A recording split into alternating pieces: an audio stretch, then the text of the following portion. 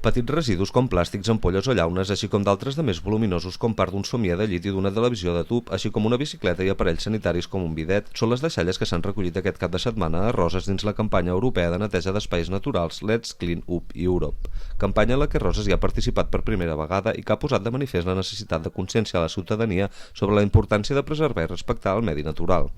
A vegades passem amb el cotxe, amb la bicicleta o caminant i veiem que maco que és tot i tal, però no veiem realment que si ens endinsem com tenim els nostres vorals, no? I sí, vull dir, són campanyes que consciencien a la gent, que intentem que consciencien a la gent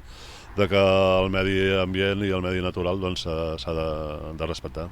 A Roses, aquesta campanya europea de neteja ha comptat amb la participació de 2 associacions i d'una desena de particulars que al llarg del cap de setmana han netejat de residus i deixalles 3 espais del terme municipal. El dissabte a la tarda, integrants de l'associació Sendero de Luz van netejar la pista forestal que connecta la urbanització del Puigrom amb la carretera de Montjoi. Aquest diumenge al matí una desena de voluntaris van centrar-se en recollir els residus de la riera de la Cuana, mentre que el Club Atletisme Roses va voler tornar a la pista forestal dels Sorrals, que ja va netejar el passat mes de novembre i on han quedat sorpresos per la gran quantitat de residus que hi han tornat a trobar. Quan el regidor ens va demanar si podien col·laborar, evidentment que vàrem dir que sí, i vàrem voler tornar en el lloc on vàrem recollir el mes de novembre i la veritat hem quedat sorpresos de la quantitat de deixalleria encara que hem trobat, no?